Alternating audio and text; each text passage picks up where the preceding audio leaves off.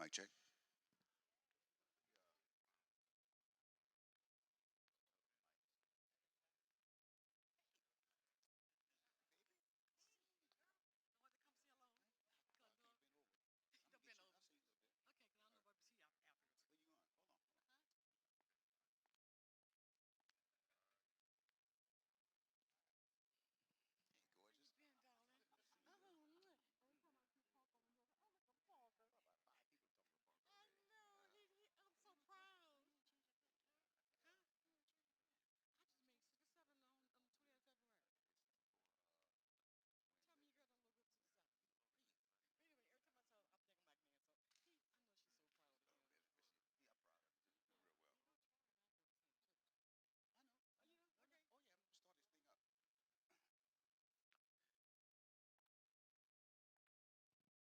Hello, everybody. How y'all doing? Good, good, good. My name is Glenn Boyd, and welcome. And thank you all for showing up tonight. Don't blame me. Blame Troy Henry for the time on a Friday night. That's Troy, not me. I also want to let everyone know that we are tuning in via YouTube Live and WBOK right now at 6 o'clock. Also want to thank Franklin Avenue again for allowing us to be here tonight. In fact, it was 3 years ago that we were here in the month of March where we kind of introduced Bayou Phoenix to the public here. But this is much, much bigger tonight. This is probably the most significant announcement so far and even moving forward. Tonight we will learn who will run the movie studio, who will operate the youth sports complex and the hotel and water park. Also, the ushers have handed out index cards or will be handing out index cards to the audience. We will answer as many questions as we can tonight as time allows. Simply raise your card up and usher will collect them for you throughout the presentation. Are there any elected officials here tonight besides the ones that are on the dais, that will be on the dais? Any elected officials? You want to stand up and just introduce yourself? Okay, Ms. Haynes. Okay. So we want to get started. We're going to try to keep a tight schedule. We're going to ask that Pastor Jarnell Thomas come for a prayer, please.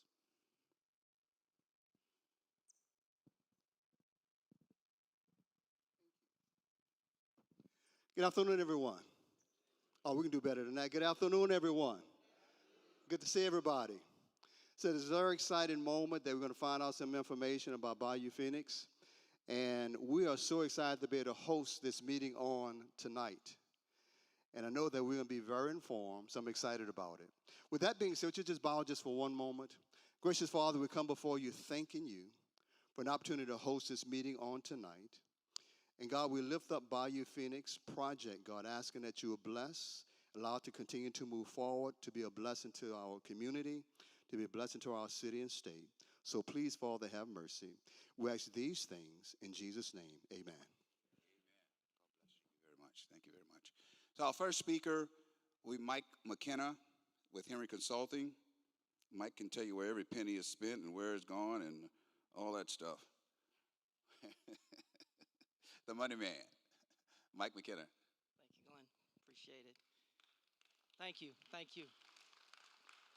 Good afternoon, everybody, and welcome. Thank you for braving the time and the traffic and the elements to get here. It feels like me over the last 6 years trying to get this project to where we are today. So for those of you who don't know, what is Bayou Phoenix? Bayou Phoenix is indoor and outdoor water parks. It's indoor and outdoor sports complexes, hotels and hospitality, restaurants, retail, and a movie studio. You may have seen this from our master plan, which was unveiled here at Franklin Avenue a few years ago. It is in a similar format today, and we're going to be very excited to share with you the people who are going to bring this vision to reality. So what have we been doing since this project started to where we are today? In 2020, we responded to the RFQ from the city of New Orleans. 2021, we were selected after the applicants were pared down to 3, I believe it was. The city of New Orleans transferred title to the property to Nora. We then, in 2023, signed our lease with Nora. We began demolition in 2024. I appreciate everyone who came out to our demolition event. Sorry it wasn't the explosions that many of you were expecting. But if you drive in New Orleans East right now, you will no longer see those rides. And you will no longer see the eyesore that was there for the last 20 years. And we're very, very proud of that. And we're ultra excited of what it's going to be. We signed our first major tenant in 2025, which is Mr. Elvin Ross with E-Ross Studios, who's going to present his vision here tonight. And in 2026, we have already a number of significant accomplishments under our belt. We have received the engineering report relative to the facility condition assessment of the property.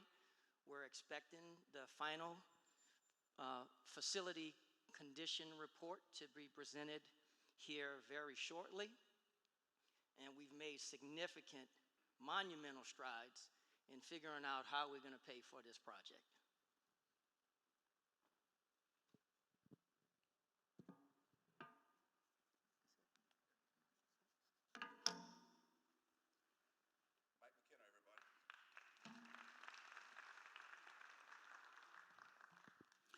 Our next speaker, I was just thinking a minute ago, Madam Mayor, 10, 15 years ago, we were probably standing back there next to a camera covering this event.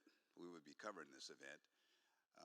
We go back a long way, and it is my honor to introduce you, someone I worked alongside, a colleague for a number of years.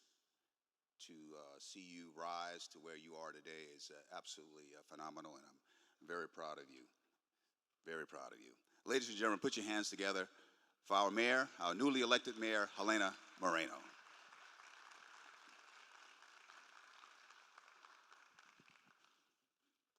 Thank you, Glenn. Old friend here. Not that we're old, but someone I've known for a really long time. First, welcome. Great to see everyone today. This is certainly a great way to get together as we talk about an important project here. And as you all know, to my administration, New Orleans East is a major priority. I am blessed and grateful to have the opportunity to work in collaboration and coordination with our New Orleans City Council, including 2 council members who are here today, the council member for District E, Jason Hughes, and the council member for District D, my good friend, Eugene Green. And I tell you that every day, my team talks about New Orleans East, about what we can do to ensure that New Orleans East rises to where we all want it to be. So that means we focus in on infrastructure. And let me tell you, my Department of Public Works team is on fire right now. In fact, when it comes to turning on lights and repairing lights in New Orleans East, in less than 2 months, we've fixed over 400 lights just in New Orleans East. Our Department of Public Works is in the process right now of hiring 50 Department of Public Works employees, yes, to fix our roads, patch up those potholes, and just in less than 2 months, they've worked on 15 different streets, once again, in New Orleans East. Myself and our councilman, Jason Hughes, were focused in on opening Lincoln Beach immediately, focused in on making sure that Lake Forest Plaza is finally a place where we can capture significant retail again We are unlocking that property. Yes, we're unlocking that property of all the legal quagmire so we can get that back into commerce. And then, of course, this project is incredibly important, more than 20 years in the making. So like all of you today, I look forward to listening to what this update is. I have not been briefed. I'm getting briefed just as you are. So we will all be learning about this new update all together to see what we can do to finally ensure that this property that has laid dormant since Hurricane Katrina finally comes back to life. Thank you all so much. Let's get it up for the mayor. Okay, now we hear from the two councilmen from this area, Councilman Jason Hughes, District E, and Councilman Eugene Green, District D. Come up, guys.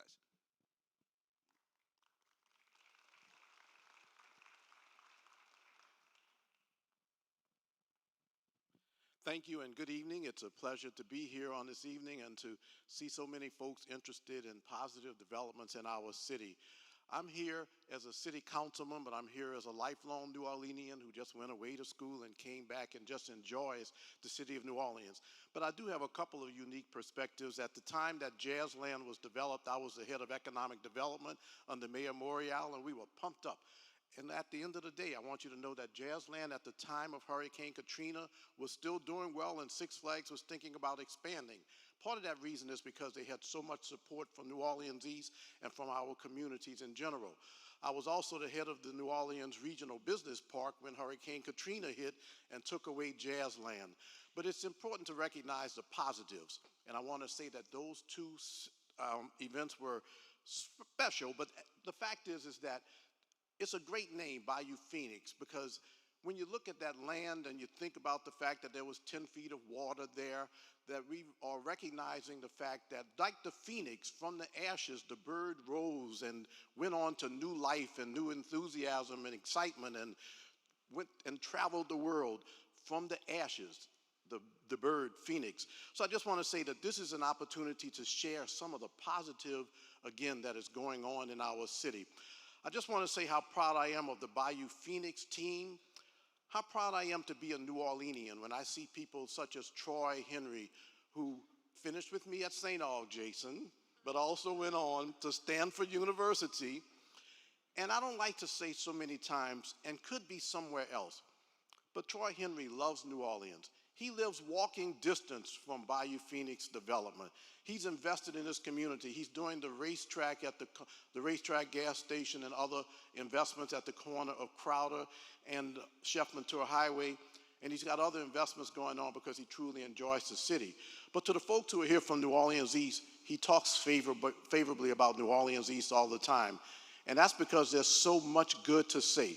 So I want to just say I'm pleased to be in a position where I can help working with our Mayor Helena Moreno, and the council member Jason Hughes, because there's so much positive going on in this part of our community. This is a project that is transformative for the entire city. I'm proud to be in a position where I can have some influence and to help make it happen. So to all who are here, our investors, our interested citizens, especially the residents of New Orleans East, who have kind of made this project happen. I don't want to go into that history, but there was so much advocacy on the part of residents of New Orleans East. You ought to be proud because there's so much going on because of the work that you've done. So like the Phoenix, we will all continue to rise and move to greatness through this project and other things that we are doing. Thank you very much.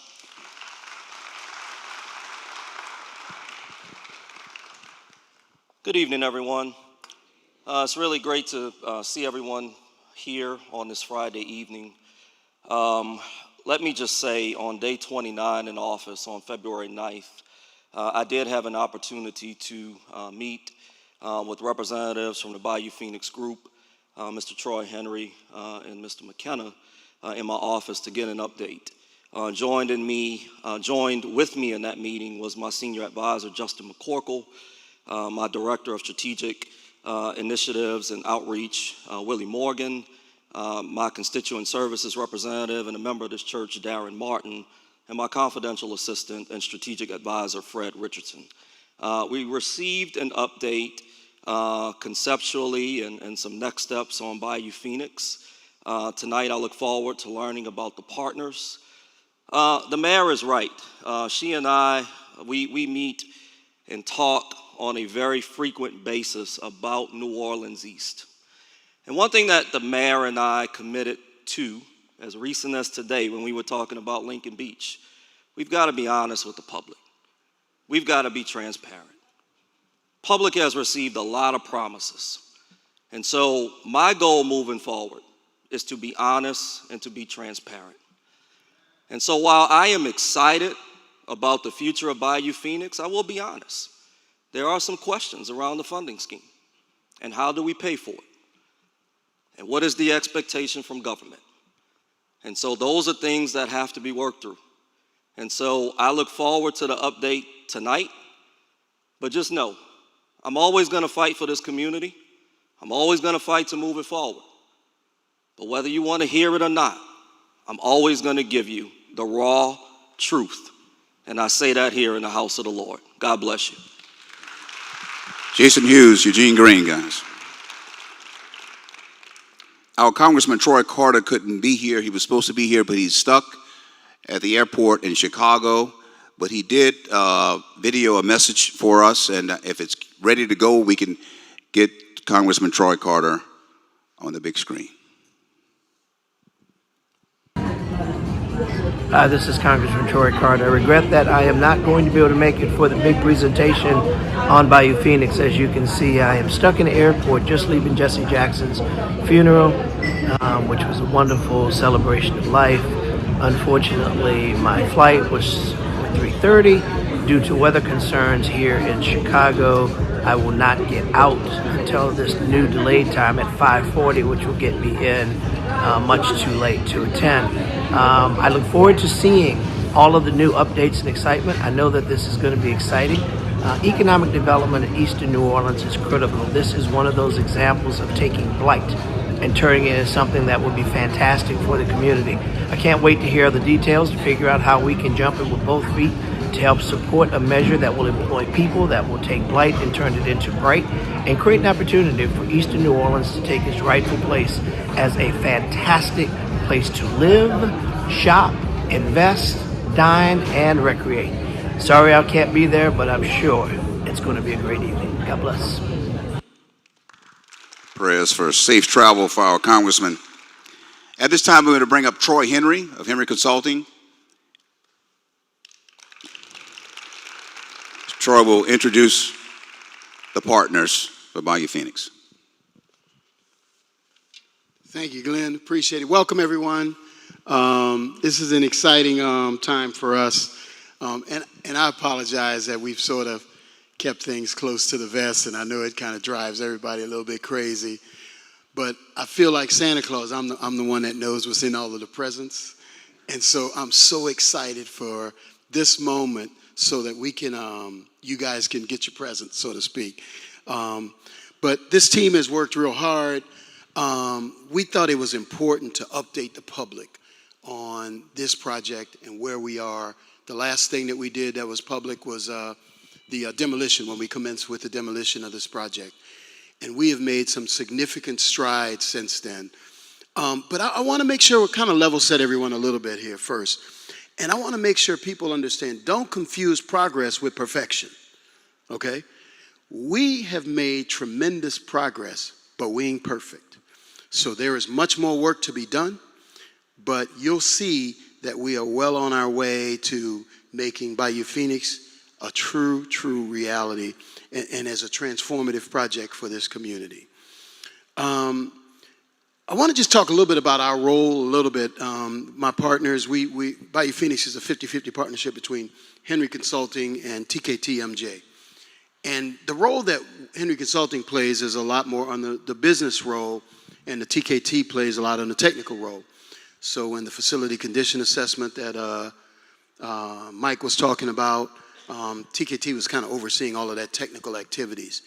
With the financing and the operators and things like that, the market development work is the role that Henry Consulting has kind of played in this partnership. We really cherish our partnership with TKT. So when the cranes are out there, you probably won't see a lot of Mike and myself and our team. You'll see the TKT guys. But at this point in time, getting the project to the point where we can begin construction and things of that sort.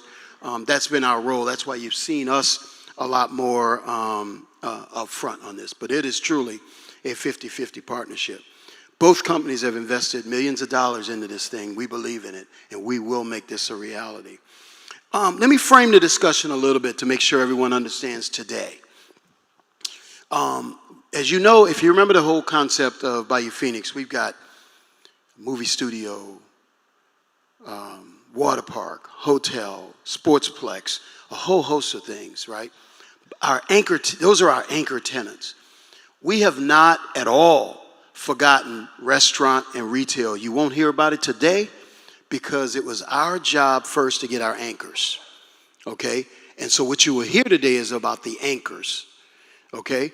We have already, we will be working with a company called The Retail Coach that will be helping us recruit the proper retailers that will also be part of the amenities that Bayou Phoenix will have, okay?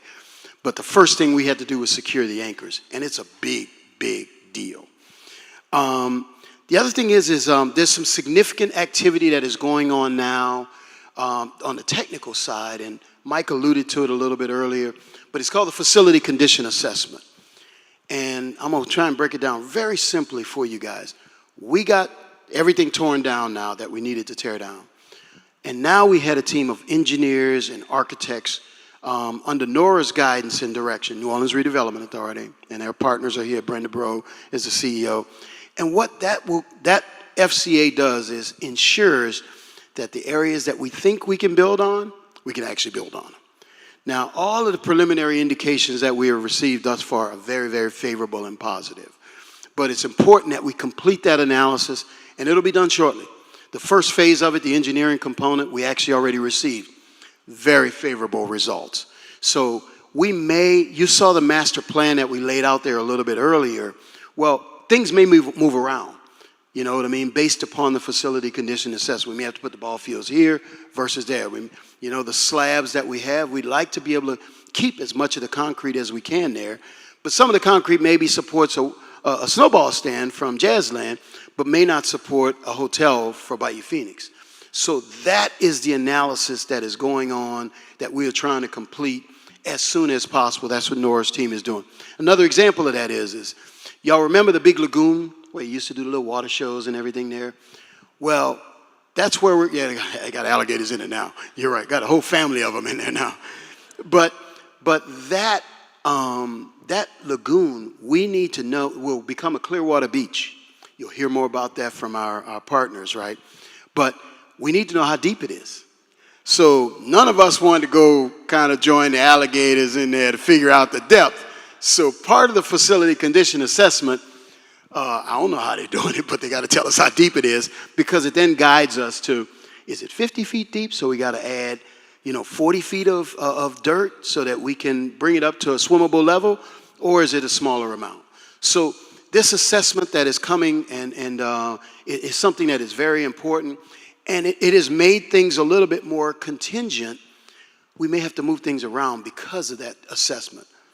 Now, I want to talk a little bit about our partners that we're going to announce shortly. We did a lot of research and a lot of vetting.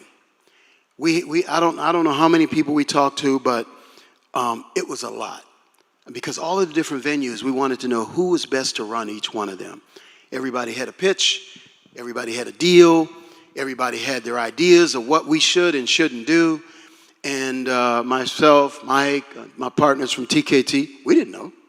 We just want the vision for it, but we didn't know the details to who's the best water park runner or who's the best hotel operator. We didn't know. So we ended up, after all of that, we arrived at our conclusions, and we are absolutely proud of them. And when you get briefed on all of them, and when you understand who they are, what they do, how they do it, the class and the level in which they do it, you'll stick your chest out the way I am, and you'll feel like Santa Claus when you're talking to your neighbors next, okay? Excuse me. The other thing that's important to understand about our agreement with our partners today, we have a handshake agreement at this point in time with them, with the exception of E-Raw Studios, on purpose. And the reason is When the facility condition assessment comes out, we then will know the exact amount of land we can allocate to each venue, right? If out of our 160 acres, it tells us we can only build on half of that, then it gives a different allocation that we have to work on. So when that comes out, then we will negotiate and finalize our deals. Now, here's the good news for you guys. We've already finalized the economics of the deal already. They already know what the deals will generate, what the sites will generate. They've validated that information already. So it's not a dollars discussion. It's going to be them helping guide us with what size a hotel we can put where. How does it lay out? How should it flow from the hotel to the water park? That level of guidance is why we wanted to bring on the partners, because they'll have two roles. They'll actually help us in the pre-development design of the entire property so that we know we're not building something with me and my sons. They like water parks, so we come up with our own best idea what it is and not have experts do it. And then throw it over to the experts and say, now go run this. What we decided to do was pick our partners and then let our partners do what they do best in the pre-development phase, and then those same partners that will make a lot of design decisions for us will actually also then operate. So now, you know what I mean, you're going to cook the food and then you're going to eat it. And so that's why it was so important that we select the right partners in order to get this thing all kicked off. I want to make sure that everybody understands one thing about this project. It's the largest development project in New Orleans East in over 50 years, okay? It's that important. Okay, so we wanted to get it right. Most of y'all know I live right across the road from there. And so it's important. Everywhere I go, I get neighbors asking me, hey man, how's our project going in New Orleans East? And the good news is things are progressing well. So I wanted to kind of frame the discussion a little bit, and I'll also bring out our first partner. Now, the good news is for the first of our partners is everyone knows him because we announced him already. But what you don't know is what he's going to share with you, and most people has met Elvin Ross and the E. Ross Studios team. What you don't know is what he will build, and you will get to see exactly what E. Ross Studios will look like, the nature of it, and it's changed. The structure of it, Elvin will also talk about. So would you please help me welcome to the stage the CEO of E. Ross Studios, Mr. Elvin Ross.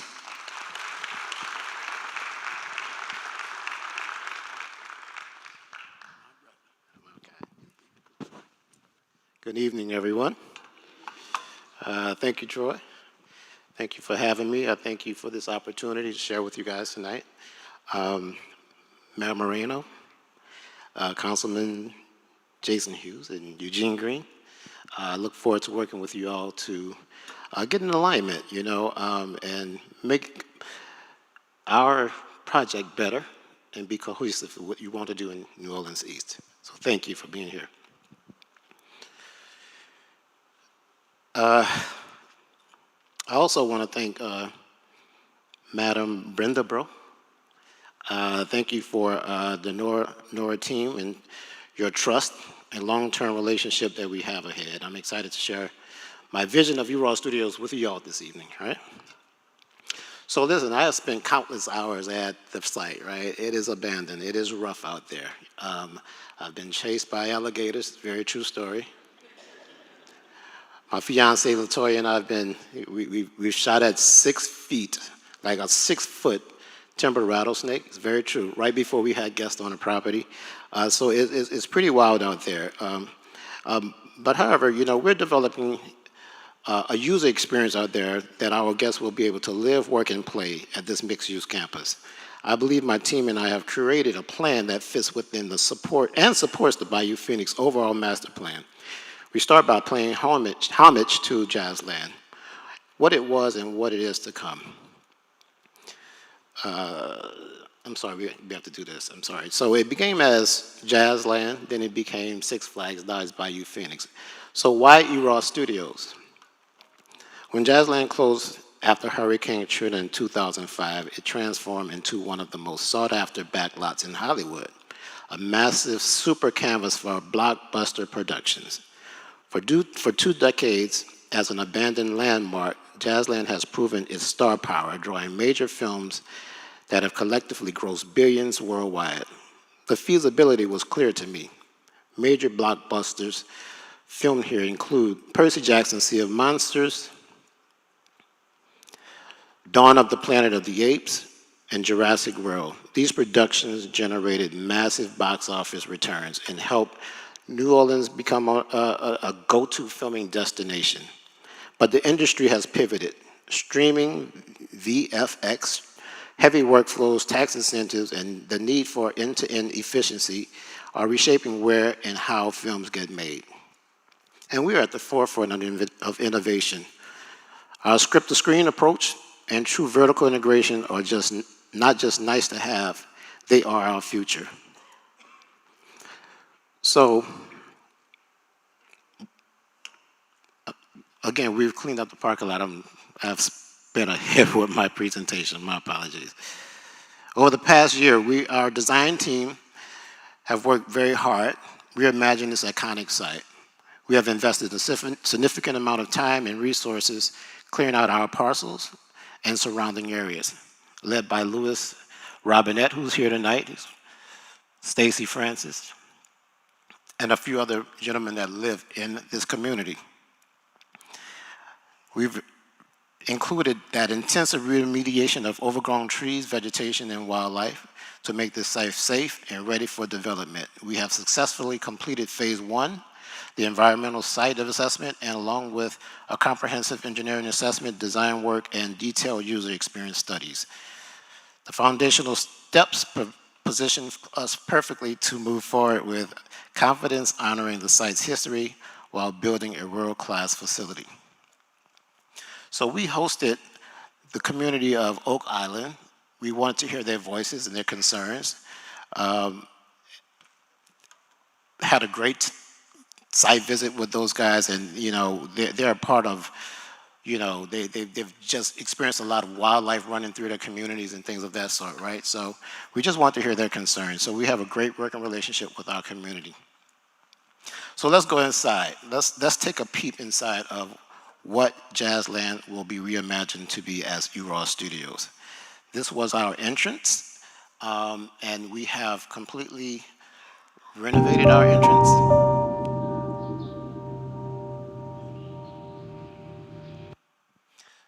Full of landscaping, so it's something very, very beautiful for you to drive into our property. This is our welcome center and security entrance. I wanted to pay homage to the park, so this is our reimagined gates. We're going to keep the gates, but just renovate them. These are the shops on Main Street.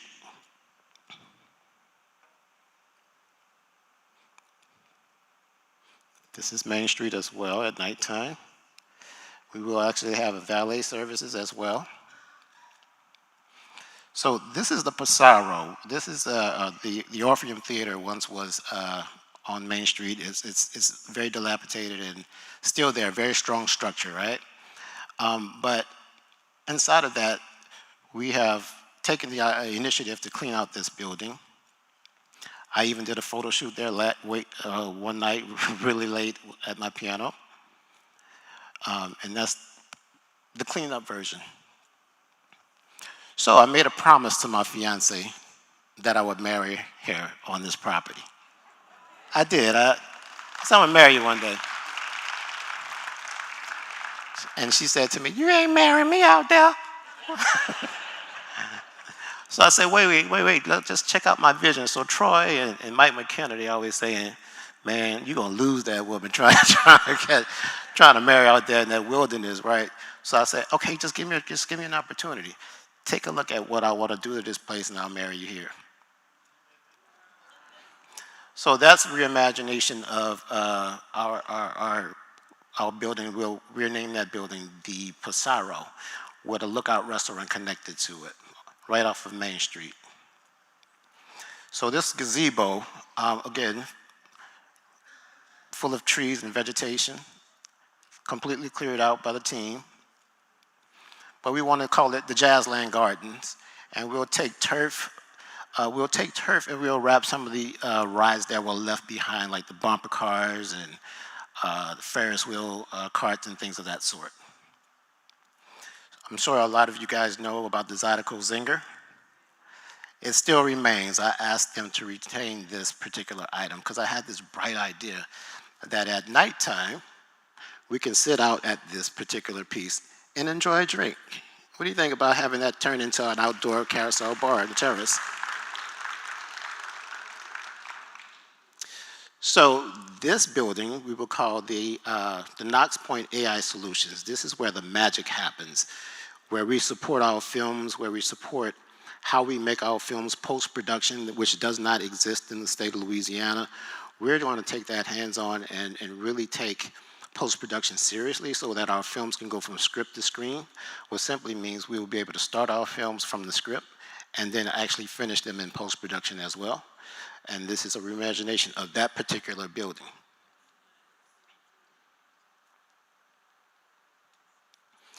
Here is where the bumper cars used to exist. You guys remember that? My idea here is to make, again, this is demolition and cleanup. My idea, a part of my backlot opportunity experience is here, is to make what we'll call Retail Row, the promenade, right?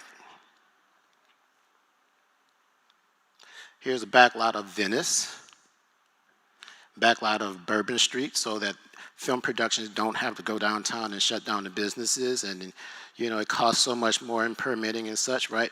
You'll be able to shoot that right at Jazzland now. So I had this bright idea to do an outdoor amphitheater, several of them actually on the property if possible. And the Jazzland Bowl is our Hollywood Bowl experience, right? So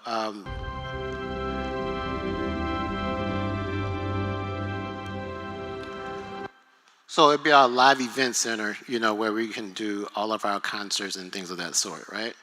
So again, a mixed-use campus. And here's an overview, area view of the entire campus.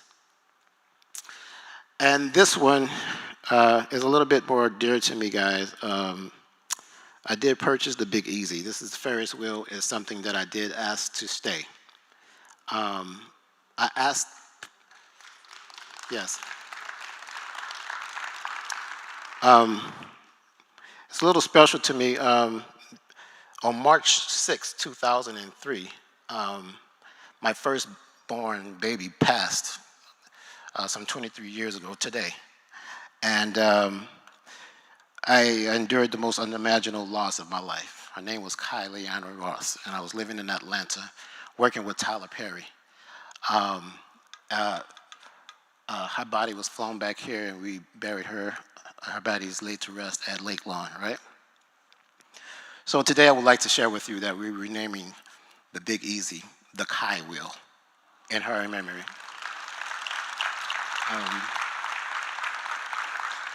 So that her eternal tribute and her light, her joy, and the way she continues to illuminate our path will remain. So this is no longer just, you know, a project for me, it's legacy. This is E-Raw Studios Jazzland. Thank you so much.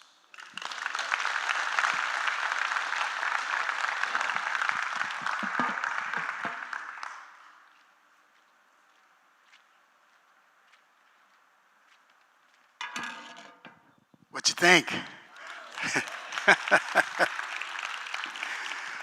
When I met with Elvin and he took me through some of this stuff, I almost cried, you know, because some of y'all that have toured the site have seen the demolition and the current condition of this stuff. He's such a blessing with his vision. I mean, we were like, Elvin, we want to just tear all this stuff down and get rid of it. He's like, no. We're going to keep this. And we're like, really?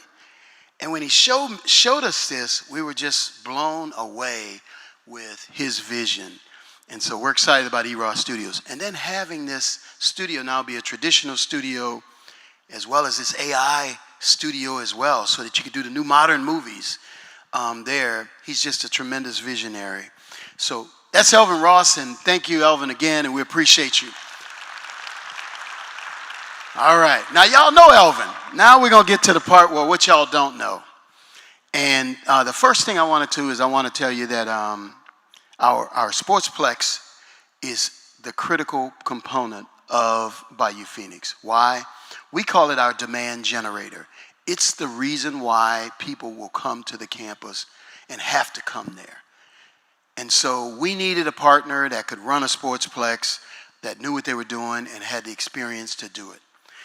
We really had 5 companies that we really went deep dives with. And Pinnacle Sports, if you remember them, they're the ones that did the analysis for us. They recommended the folks that we picked as well because of just their quality, their philosophy on customer service, and they're just first-class guys. So, and soon, I will say soon, they're going to have another project in the region as well. I don't think we're prepared to talk about that. He's not prepared to talk about that yet, but there will be some synergies and efficiencies associated with it. But without any further ado, please, please, please give a welcome to Mr. Andy Ballard of Eastern Sports Management, and he's going to blow your socks off. Andy.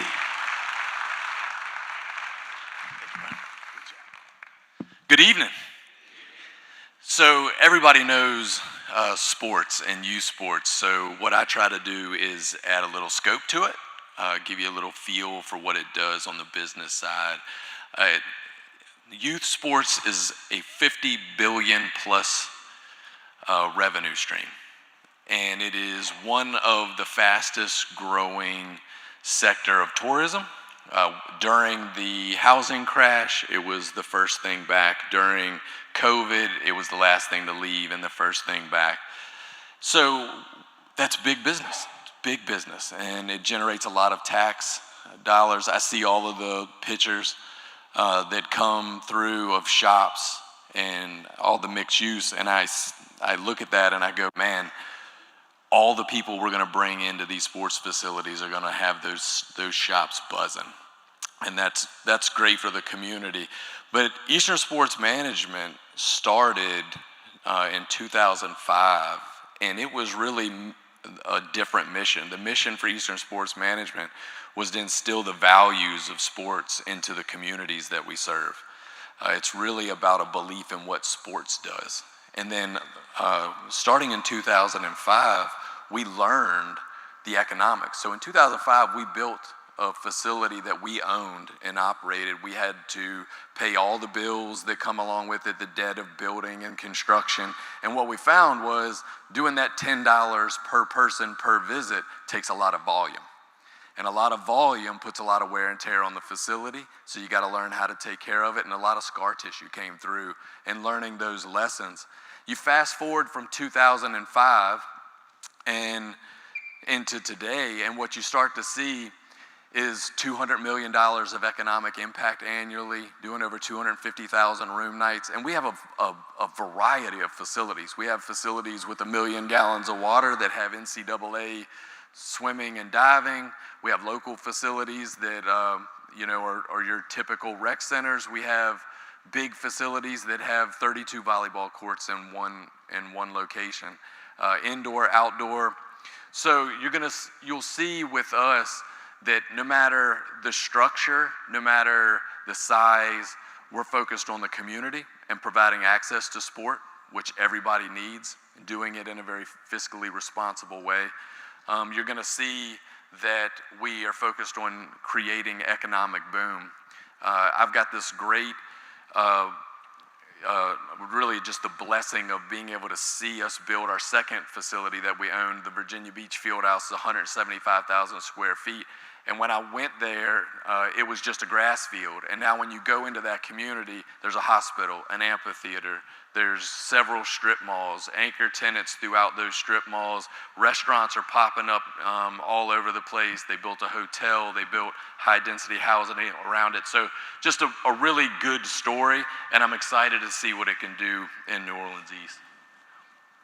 So when you look at what these sports facilities do for a community, to give you just a little bit more about Eastern Sports Management, we've got hundreds of millions of dollars in projects from coast to coast. Got a nice little pocket happening all the way up in Washington State. and over to New Hampshire and all the way down to Florida.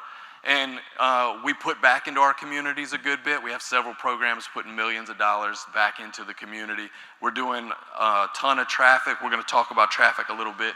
But right now we're doing about 7 million door swings throughout our facilities.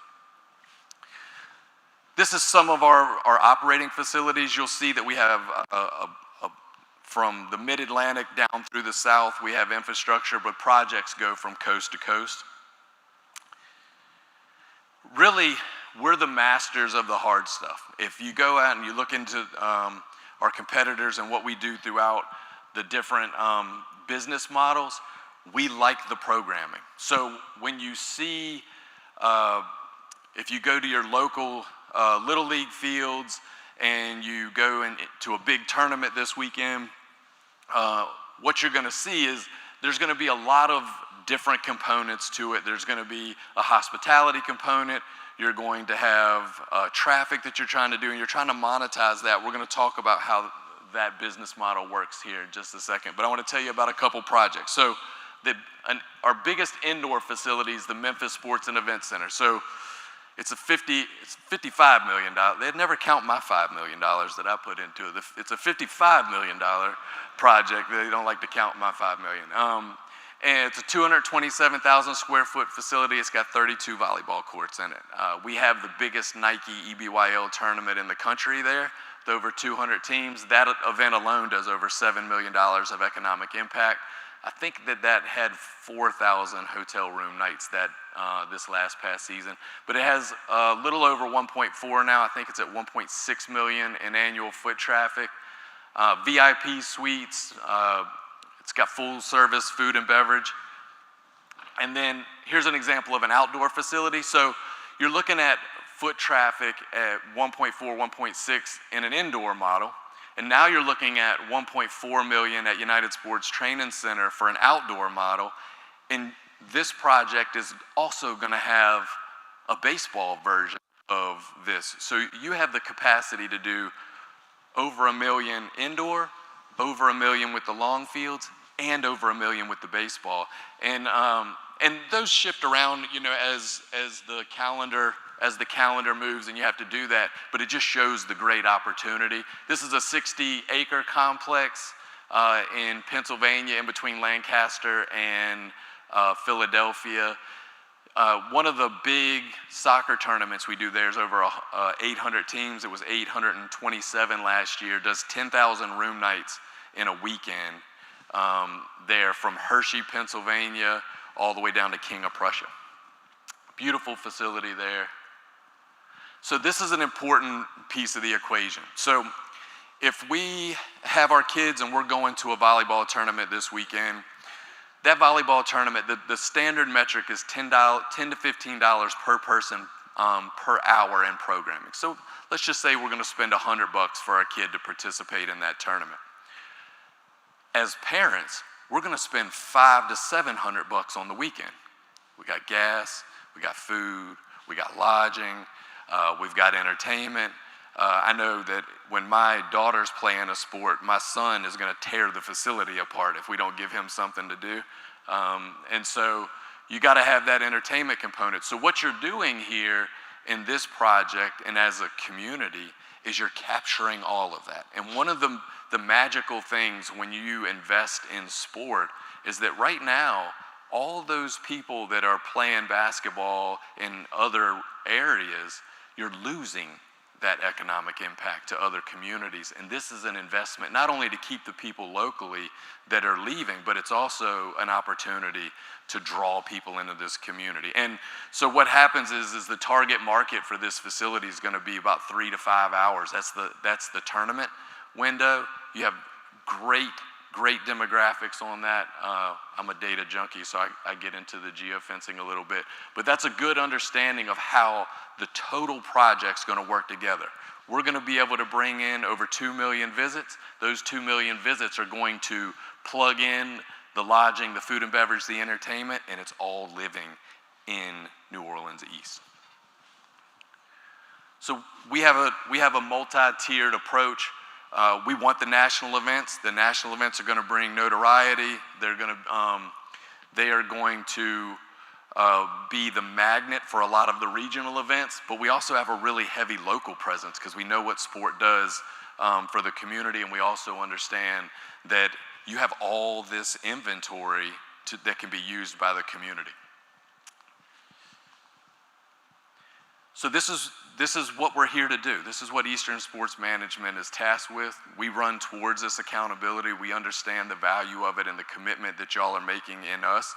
So we want to bring in over 2 million visits in the sports assets. We want to generate over 100,000 room nights, and we believe that'll generate 80 million in economic impact, and that's per year. And so I'm passionate about what it does for communities, but I just really wanted to say thank you for inviting me into the New Orleans community.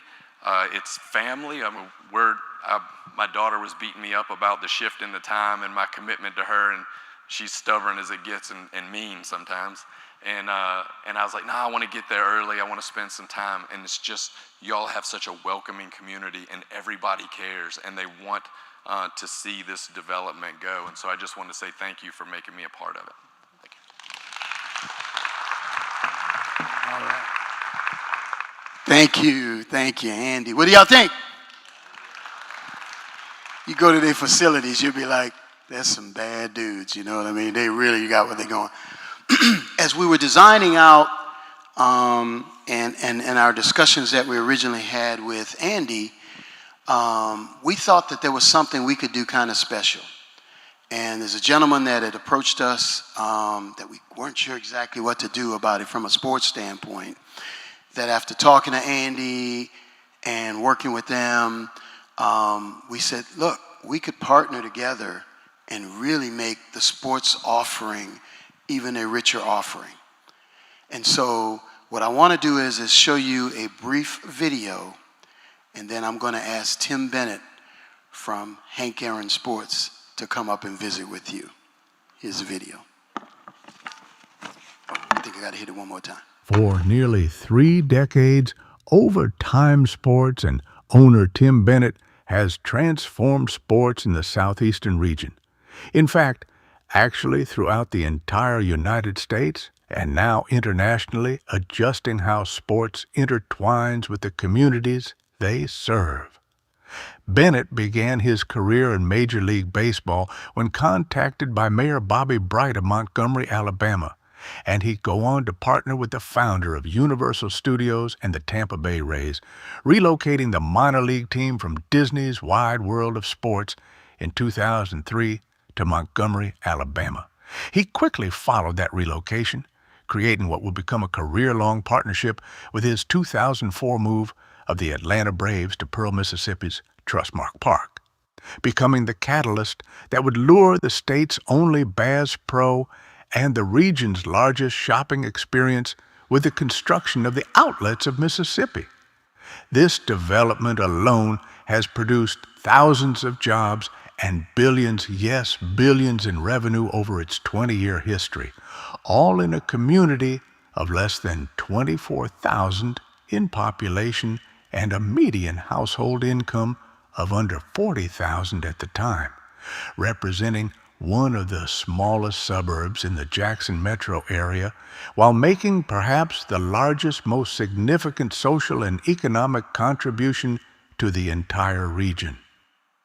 Continuing and adding to this successful development, Bennett would go on to develop Mac and Bones Mini Golf and Grill in 2006, located comfortably in walking distance in the development that is now one of the state's most important and recognized shop, work, and play districts, boasting more than 15 hotels and dozens of restaurants on Interstate 20's Pearson Road exit.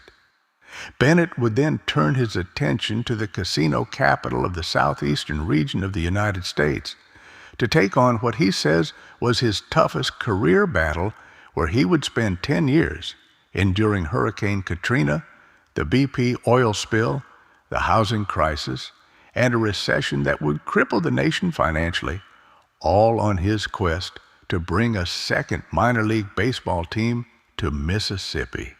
Just months before opening day, however, Biloxi's champion mayor and project leader A.J. Holloway would suffer an untimely death before the opening pitch could be thrown, providing yet another setback.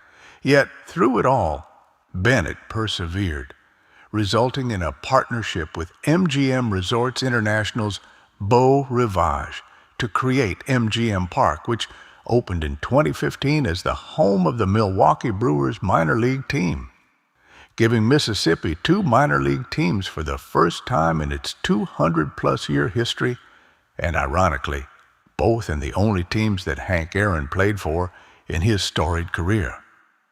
This made the journey all the more satisfying, said Bennett, showing what's possible when people of all races, genders, nationalities, and religions work together for a common purpose he said was and continues to be his greatest legacy, and perhaps the most common desire he shared with Hank Aaron, seeing all people get along, using the game of baseball as the tool to do so, while working in unison even against perceived political divides. This effort would lead to Bennett becoming Mississippi's first minority African American owner of a professional sports franchise, being recognized for the relocation of not one, not two, but three major league franchises over a span of just 11 years. Bennett, however, says he had unfinished business and was itching to return to the state capital of Jackson, Mississippi, and with stubborn determination, the quest would continue. As the Hank Aaron Sports Academy was born when Bennett partnered with the legend himself, Henry Hank Aaron, and they collectively decided on locating in Jackson, Mississippi. However, once again, Bennett would find himself and the rest of the world buried in grief and disbelief when it was announced that the legend himself and Bennett's mentor and partner Henry Aaron had passed on the morning of January 22nd, 2021. Yet with firm resolve, the project would move on as Hank would have demanded, and this effort would go on to spawn the growth of youth baseball in and around the Jackson metro area, leading to Major League Baseball's and the Atlanta Braves' efforts to help grow the game in the facility that gave birth to minor league baseball in Mississippi over 50 years ago in 1975, when Darryl Strawberry Mookie Wilson and the New York Mets made Jackson their minor league home at Smith Wills Stadium.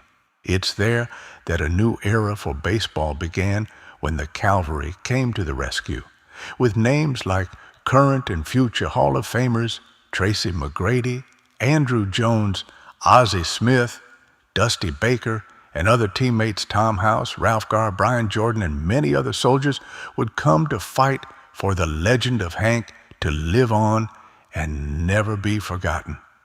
Born was the Legacy League of Developmental Baseball, serving not only Mississippi and the southeastern region, but the entire United States, and yes, even internationally, reaching youth regardless of skin color, gender, or nationality, just the way Hank wanted it to be and continues to be done.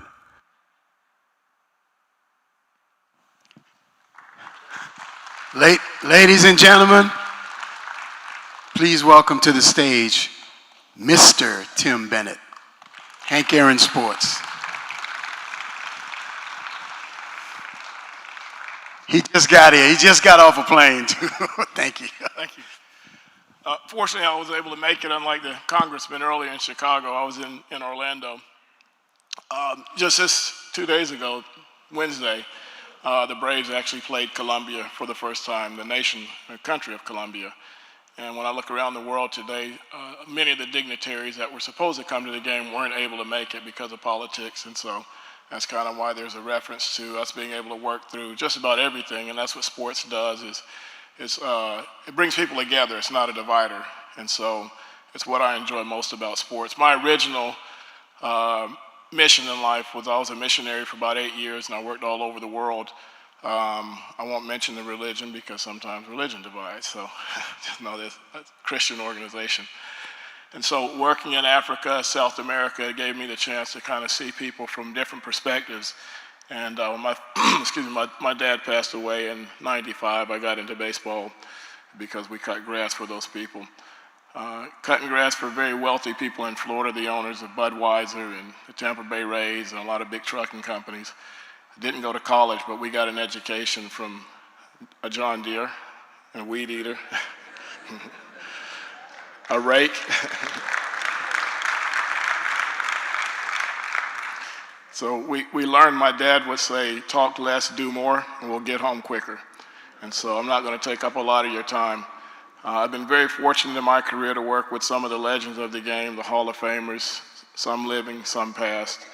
And so they've given me their legacies, and so I bring that legacy to New Orleans. I've been very fortunate to see the hard work that Troy has put into this project and working especially in Biloxi. I know many of you here can attest to that, the damage that Katrina done, the damage that BP done to this area of the country. I'm, again, from Central Florida, but we've seen our share of hurricanes and tornadoes. But I'm happy to be here. I'm happy to help.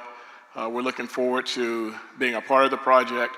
The thing I like about baseball is it's outdoors, it's outside, so we're easy to build. We're quick to get up and running. Troy, if you decide to move us up the ladder, we're ready to go.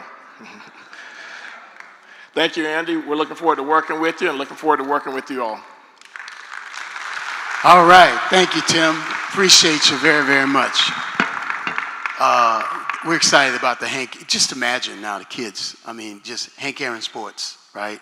I mean, it's going to be huge, the Legacy League here in New Orleans, okay?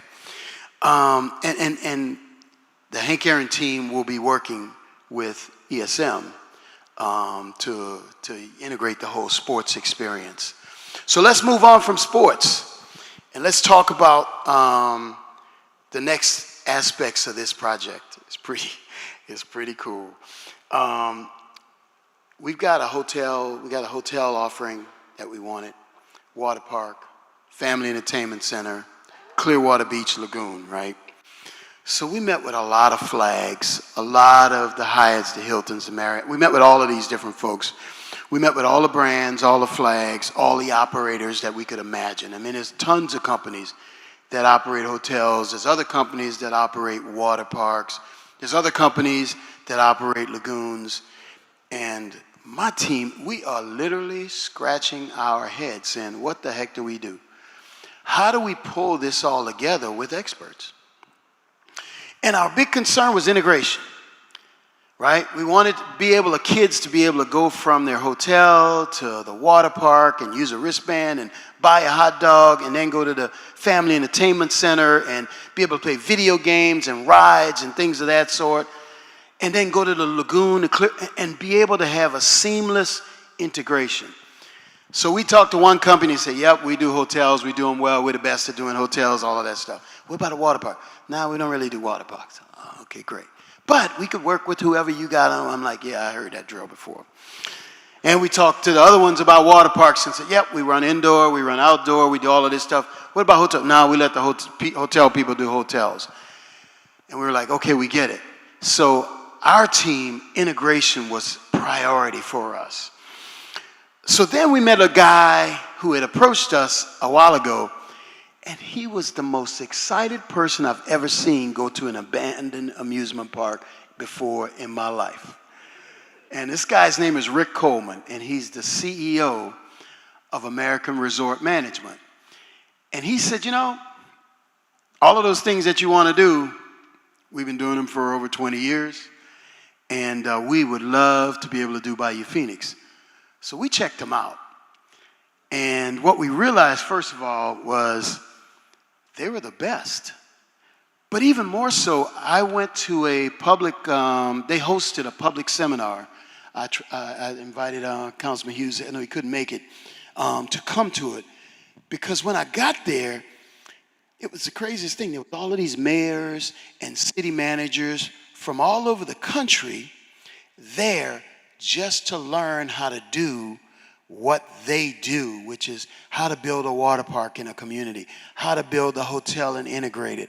So they're sitting there with bated breath, And I knew right then and there, man, did we pick the right partner. So I want to introduce American Resort Management to you. The CEO couldn't be here himself today, but his executive vice, Rick, he's got a family member with some health challenges right now, but his executive vice president of American Resort Management, and they will run the hotel, the water park, the Clearwater Beach Lagoon, and the Family Entertainment Center, all as one integrated venue. So please help me welcome Mr. Justin Brown from American Resort Management. My man. Thank you, Troy. Really appreciate the introduction, and good evening, everyone. As Troy mentioned, Justin Brown with American Resort Management. We're a hospitality management and consulting firm, and we specialize in exactly what Troy said. Hotels, water parks, family entertainment centers, lagoon amenities across the country. And our head office is in Grand Prairie, which is a DFW Metroplex suburb. You know, this project is truly special for the city of New Orleans. It's not only about bringing visitors from outside of the area, from around the country to experience this attraction, but it's also about creating a community asset here in the city of New Orleans. It's a destination that you as residents are going to be proud of. It's one that's going to create jobs, and it's one that's going to drive tourism and create memories for families. You know, as a team, when we sit down and we first start to brainstorm about a project, something comes up that's not even related to hospitality. And it's about cell phones and technology. And we often talk about how cell phones are running our lives. They're running families' lives with screen time. And when we set out to create a destination, our objective is exactly the opposite of that. We want to bring back analog experiences. Experiences where parents can ride down a water slide with their kids, where grandma and grandpa can experience a lazy river with their grandchildren, and where families can go out to dinner and trade in the screen time for smiles and for laughter. And that's what we're all about. We're about creating those experiences on this project. You know, since 2005, our company's been all about families. Great destinations, they don't happen by accident. They require a lot of planning, a lot of operational leadership, and a relentless focus on the guest experience. So as a corporate leadership team at American Resort Management, we bring over 200 years of combined hospitality management experience, from hotel and water park management to marketing and finance and maintenance, to create a turnkey solution at the projects that we operate. Our portfolio of projects extends from coast to coast here in the United States. As Troy mentioned, we operate indoor water parks, outdoor water parks, lagoons, hotels, dining venues, man-made lagoons, etc. And these venues come in all sorts of shapes and sizes. Some of them drive tourism from all parts of the country. They're large properties. But some of them are small. They're community gathering places. And for us, our goal is the same, no matter large or small. It's about delivering those memorable family experiences that I spoke about earlier. You know, we are so fortunate to be involved in this project early on. So part of our process as an operator begins long before the shovel ever goes in the ground. And it starts a lot on our consulting side of our business. You know, our first priority is taking a look at the feasibility study and the financial analysis and projecting a 10-year budget for the property. We then take that budget and that financial analysis and we pair it up with the construction and the design and the engineering teams. Our goal is to create something that's visually appealing and really exciting, but it also has to be financially sustainable. It has to meet the financial goals in the financial budget. So we put those two aspects together and ensure that the project is going to be financially stable for many years to come. Once the construction starts and we approach the opening day of the property, the hotel, the water park, the lagoon amenity, the family entertainment center, we do all of the pre-opening. So that's hiring the staff and training the team, ordering supplies, and that leads us to opening day where we take on the long-term management of the property. And that's full turnkey, from hiring the lifeguards and the front desk staff to doing the property marketing and the financial analysis to keep it running smoothly. You know, I mentioned earlier, over the last 20 years, we've had an opportunity to run a number of different projects across the country. And I wanted to share with you tonight just a couple examples of the projects that we've been involved in from all different facets of the operation in the hospitality industry. So this is Epic Waters. It's an indoor water park in Grand Prairie, Texas. It's 62,000 square feet. It features northern Texas's largest indoor river. And we consulted on this project, and we serve as the long-term operator. We operate Wild Rivers in Irvine, California. It's an outdoor park. It opened in July of 2022. It's 20 acres, has 20 rides and attractions, and we're the third-party manager of that property. Parrot Island, Fort Smith, Arkansas. This is a great example of a seasonal community water park. It's a little bit smaller. It's 6 acres and opened in 2015. And we conduct all of the management and did all the pre-opening services there at Parrot Island. Troy mentioned earlier the Crystal Beach and the lagoon amenity. We operate quite a few of those in our portfolio. In fact, one of the largest man-made lagoons in the state of Texas is one that we operate. It's called Lagoon Fest. It's in Texas City, which is a Houston suburb. Opened in 2021. It's a 12-acre lagoon amenity. And we do all sorts of really cool stuff in this lagoon. It's not just for swimming. There's paddleboarding and kayaking and an inflatable obstacle course. Really, truly something for everyone to experience. We operate Angel and Balmaro lagoons, which are also in the Houston market. They're a little bit smaller, 2 and 4 acres respectively, but white sandy beaches, water sports, inflatable obstacle courses, etc. We also do hotels. We have a Hyatt in Riverhead, New York, 100-room hotel with 17,000 square feet of event space, and it's adjacent to the Long Island Aquarium. So constant integration efforts with the aquarium to bring packages and create room nights and ticket sales for the aquarium. The Shoals Hotel, also Long Island, New York. It's a luxury boutique-style hotel. It's adjacent to a marina, and we serve as the third-party manager.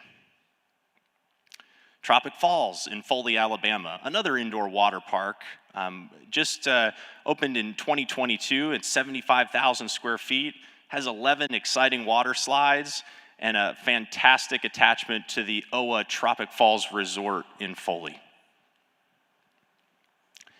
Jay Peak Resort in Jay Peak, Vermont. This is a great ski town where we help to develop over 260 rooms, 600 condos, a restaurant, and an indoor water park, all within the same campus at this beautiful ski resort. The Island Water Park in Atlantic City, New Jersey, in a fantastic beach town in South Jersey. It opened in July of 2023. In addition to the properties that we've consulted on and we currently manage, we also have $2 billion in development within indoor and outdoor water park resorts presently. So I wanted to just go through a few key project showcases of projects that we currently have in development. This is Bellevue Bay. It's in Bellevue, Nebraska, which is an Omaha suburb. This is going to be a 60,000 square foot indoor water park with attached hotel, which will have 300 rooms. We have a project in Bradley, Illinois, which is a Chicago suburb, about a 45-minute drive on the south side of Chicago.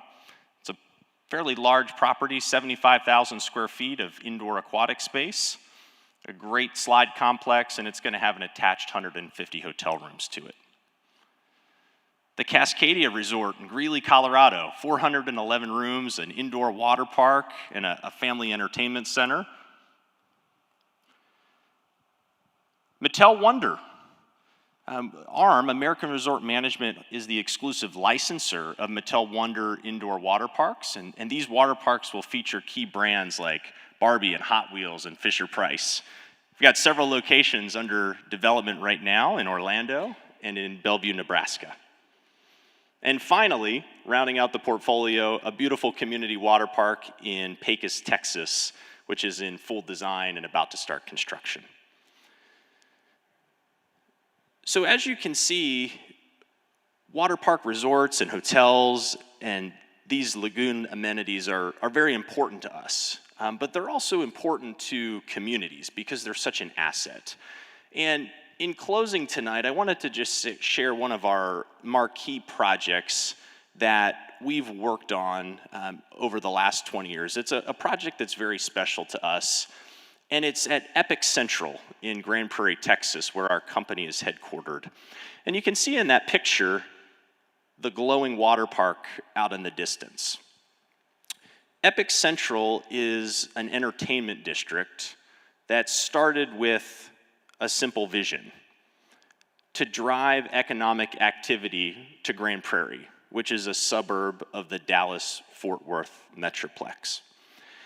So in partnership with us, American Resort Management, the city of Grand Prairie decided to build a water park called Epic Waters that you saw a photo of earlier. And after about a year of attendance at Epic Waters, where we had hundreds of thousands of visitors go through our doors, the city realized that they had something special. But the story is not about just the water park. It's about what came afterwards. And what came afterwards was a 172-acre entertainment district that features restaurants and retail and hotels and shopping. And it becomes an anchor to tourism in the Grand Prairie area.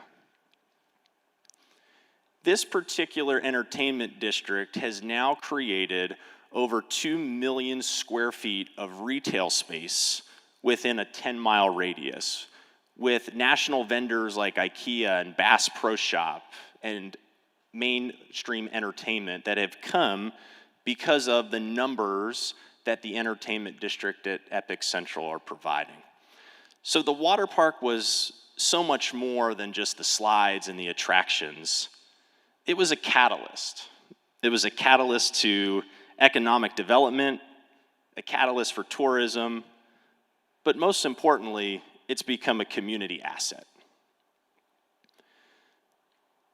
As American Resort Management, as the management organization for this project, we are so excited to bring all of these aspects and our experience to New Orleans. And we're gonna make it work through strong operations, a safety-first mindset all the time and every day, a commitment to community hiring, and a family-friendly year-round attraction for everyone. Beyond the attractions, though, and beyond the buildings and the restaurants and the shops,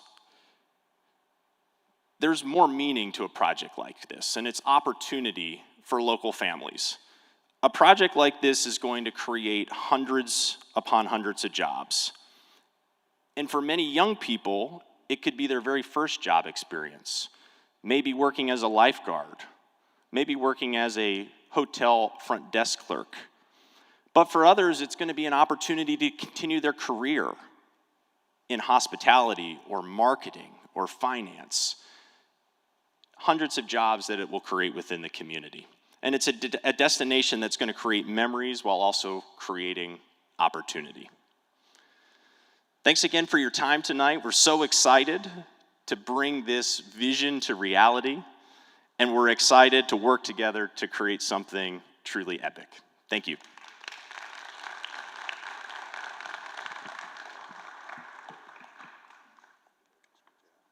What do you guys think so far?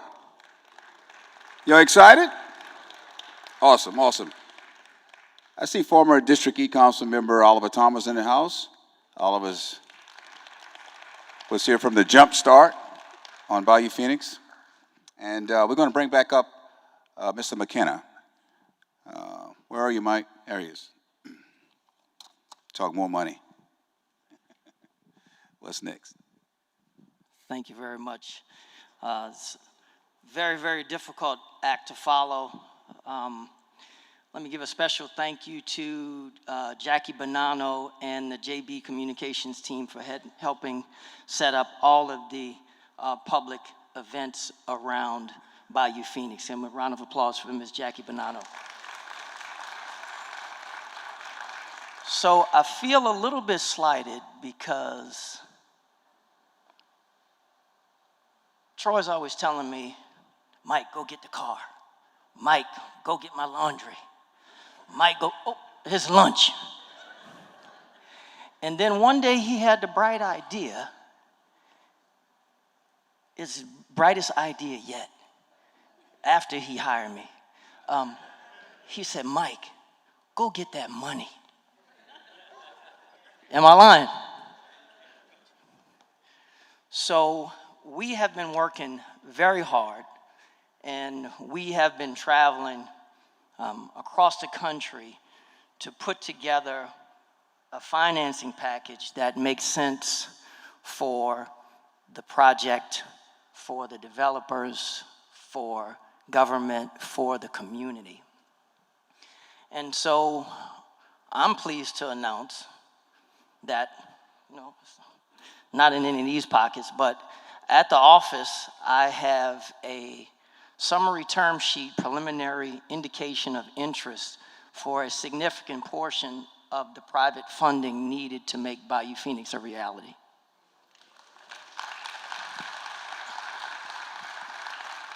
So, our sponsor is a middle market investment bank. They're founded in 1998, and they have participated in over $25 billion of private equity and venture capital transactions. Their experience is in debt and equity for real estate projects of this nature. They are actually getting close to closing on another water park investment. So they know what they're doing in the money space, in the entertainment space, in the recreation space. They will be providing advisory services, underwriting, and direct lending for the project through a network of their high net worth individuals, institutional investors, and registered investment advisors. Now, they specialize in projects ranging from $50 million to $1 billion in total aggregate value. And I was in San Francisco just over a week ago with them, and they also have offices in London and the UAE. So the next question is, how long is this going to take, and what is the process? Well, we're already kind of down the line. All of the attorneys that I see in the House tonight and public officials, you know that the terms and conditions are the most important part of any transaction. So we have that preliminary indication of interest. We've already been introduced to them. They've seen the 680-page master plan, and we've been in in-depth discussions with them about the overall project. The next steps would be the data gathering and due diligence, and that would be their opportunity to dig deeper into ARM's background, Eastern Sports Management, Tim Bennett, Hank Aaron Sports, do their math on all of the analysis and feasibility studies that we conducted at the beginning of this project. And then they're going to go out to their network to try to source both the debt and the equity. Now, the business modeling is going to take probably about a month, between 2 and 4 weeks. And then the solicitation, going to find the right partners for us, we believe, is going to take them about another 3 to 4 months. And during that time, they will have completed, 3 or 4 weeks no, it's 12 weeks, is 3 to 4 months. To complete their due diligence. See what I'm saying? You see what I mean? to do all of the legalese associated with a financing transaction of this size and scope. And then hopefully at the end of roughly the 16th week, maybe a little bit longer, hopefully not much longer, we will get to a financial close. So what does a financial close look like, and what does it cost to make all of the pretty slides and videos that we saw come to a reality? So based on the research that we've conducted, along with the experience and expertise of our partners, we have a macro budget of what we think this project is going to run, and it's approximately $500 million. We believe that the 2 hotels would cost approximately $100 million to complete, and that was in the master plan. It contains 400 hotel rooms. We would finance that privately through the funding source that I just mentioned earlier, through Bayou Phoenix. The indoor sports park and the outdoor sports parks, those combined are roughly $80 million, and that would be a mix of both private and public investment. The water parks would be a private investment. Family Entertainment Center also would be a private investment, and the pre-development would be a mix. I want to thank Councilmember Thomas for allocating the first $1 million to NORA, which they have taken to conduct the facility condition assessment. They have repaired the pumps to the location to make sure that we can drain the water and that it would not be underwater when we have a major rain event or hurricane type flooding. I also want to thank Councilmember Green for his help in getting, along with Jeff Swartz, getting $5 million from economic development, and then $5 million that has been allocated through the bond issuance. There's a lot of work still needed to be done on the site before we can even begin to build anything, and you see approximately $35 million in infrastructure. And if you've ever tried to get off the interstate to get to Bayou Phoenix from Michoud, you need a dump truck or a 4x4 to get off the road. So it needs some street work, it needs some light works, we need some drainage, we need a lot of fill out there to give it to a level that is ready to be built. So the $330 million is the part that I'm most focused on today, of which, like I said, I have a preliminary indication of interest from a funding source with an amount that is not quite the full boat, but it is a good start for us. But we're gonna have a gap.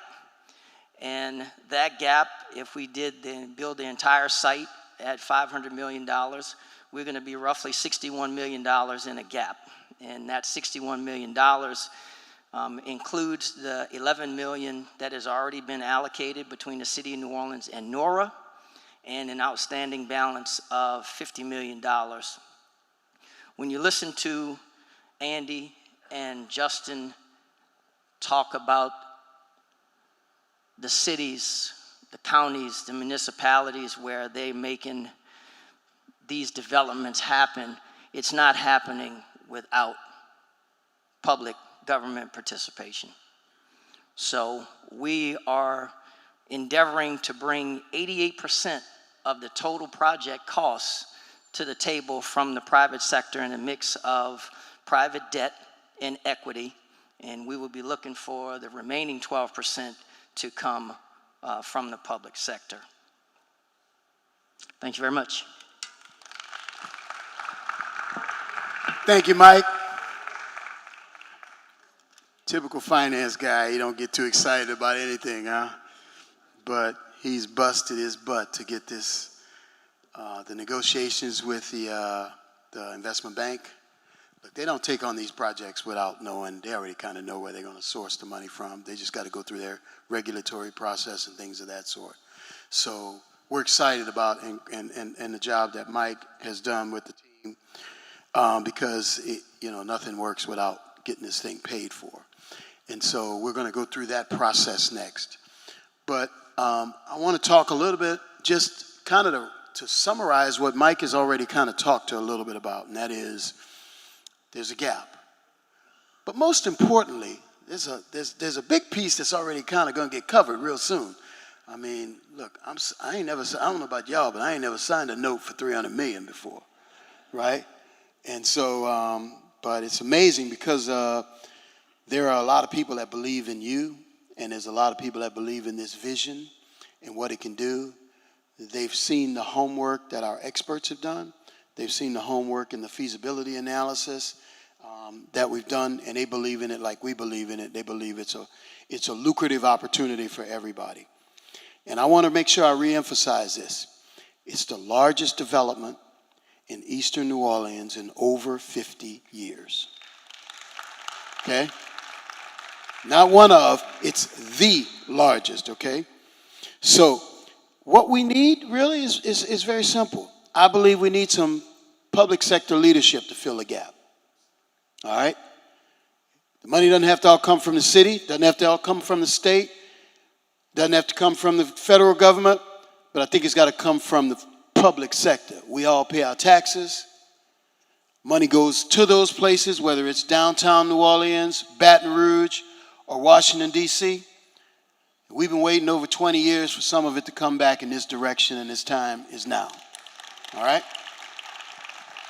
So for the public officials that are left here, I'm going to tell you real simple. I'm going to give you some suggestions on how you can do it. All right? We have a capital outlay request that is currently going to be considered as part of the City of New Orleans package that is in Baton Rouge in the legislative session that begins on Monday. All right? We believe it's priority enough that they can fill this gap just out of the state if they wanted to. Okay? We send more than $50 million a year to the state. All right? We applied for a Fast Sites grant from the state of Louisiana for $25 million. In the first round, we didn't get it. I think the place on Poland, the NSA got it, and some other places all around the state got it. We should have gotten that too, but we didn't. But there's going to be another round, and we're going to apply for that one too. But we need help. We need sponsors. We need government officials to do their jobs and represent us. Okay? Mike talked about this $400 million bond allocation that the city has come up with, that you voted on and we approved. The mayor has the sole authority to reallocate those dollars any way they want to reallocate them. Okay? I wish she was still here because I make sure she knows that, but I'm sure her team is here. Some of that money can be reallocated. All right? It's our time. I know they got operating income issues today, and I know she's got a challenging job dealing with operating income. But they seem to be able to squeeze money out to do what they want to do, and I'm asking them to do the same here. All right? I know Congressman Carter wanted the heck to be here, and I know he's going to come through. He's already talked about the earmark process and having federal dollars also part of this process. But what we need is that team to come together on behalf of this project and over the next 2 years fill the gap. All right? We're going to have our $300 million sitting there, but we're going to need the 50 to finish this thing. Okay? So my message to you guys is it's our time and it's now. No excuses. I don't want to hear the other stuff. All right? We waited patiently and watched every single other part of the city get redeveloped except for us. It's our time now. Okay? Let's talk a little bit of property values. My home today, I live in Eastover right here in New Orleans East. My property value today has not gotten back to its pre-storm value yet. Okay? After 20 years. Okay? I believe this transformative project, just like when Jazzland was here, our property values were high. I believe when Bayou Phoenix is back, our property values will go back up again, and all of these property taxes that get collected by the city will be more than enough to pay for the investment, the 12% that we're asking out of the public sector. Okay? Now, there's a lot of folks hating that don't want this to happen because they don't want New Orleans East to grow, or they don't want Troy Henry's project to be successful, or they don't want Michael Latubre's project to be successful, or they want to keep New Orleans East down, right? And send all of the bad stuff east and all of the good stuff go downtown. All right? So my message to each of you all, I have an action request for you. And it's to stop sitting on your hands and tell them it's our time is now. We're not standing for anything but now. We're not standing for a maybe. We're not standing for a possibly. Figure it out amongst yourselves to close the gap. And listen, I have no sympathy. I'm putting up 88%. I got the $300 million note on my back that I got to make payments on. All right? So my message to you is I can't do it alone because they see me as the greedy developer or what have you.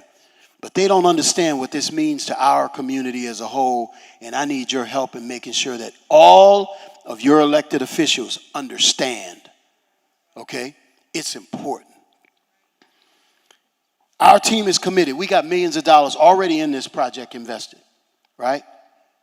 Already in it. That demolition didn't happen on its own, okay? Those studies that we did, the travel and the research, all of the things, all of the consultants we paid, it didn't happen on its own. It came out of our pockets, right? And now we're asking for the rest of this equation to get solved, right? We'll get our 300. We're confident in that, right? But we need the rest to happen. I'll tell you it's important. One of the issues we have right now is we don't have representation in most of New Orleans East because there's elections that are outstanding. So I'm glad to see Mr. Rounds here. He'll do a great job with Bayou Phoenix, supporting Bayou Phoenix. And thank you for coming out here. You got my vote, all right? just in case y'all was wondering. But I'll tell you, vote wisely. And I'll tell you, vote now, okay? Because it's important. It's the largest economic development project in over 50 years in eastern New Orleans. It's important. Thank you. God bless you. And we're going to go to Q&A now.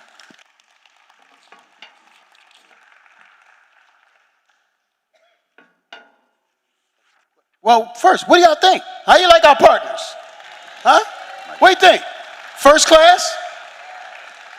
Kind of folks you'd want representing you, running your water park, running your hotels, running your sportsplex? What do you think? Huh? Can you see the vision? Can you see why I was excited? I'm sitting there like a kid in the candy store. I can't wait for y'all to meet them. And they're here. They'll hang around. They're going to hang around, and you can talk to them and meet them and the whole thing. So it's exciting. These guys are going to do a tremendous job. We're going to have a tremendous asset in East New Orleans. Okay? But we need your help. And this ain't the time to sit on your hands and bite your tongues. All right? I'm sorry, Glenn. You were saying something, bro. Go ahead. It's the question period right now. Have you guys have your cards? No one gave them out? I'll tell you what I'm gonna do. You stay here, I'll go down there, and I'll have you, whoever have, just raise your hand. Watch your step, question. Man. Watch your step. You know you're old, bro. Yeah, and I got that vertigo. You know? I gotta walk side. I'm not ashamed. That's why I stayed up here, bro. Come on, man. You want to ask your question? Stand up. My brother. Go ahead. Okay, good evening. I'm glad this is happening for New Orleans East. Your name, ma'am? My name is Valerie Jefferson. Okay, yes. I have a question for the workers, the laborers. For the sports and hospitality laborers, will they be paid living wages? Will they be paid living wages, and will they be hired from?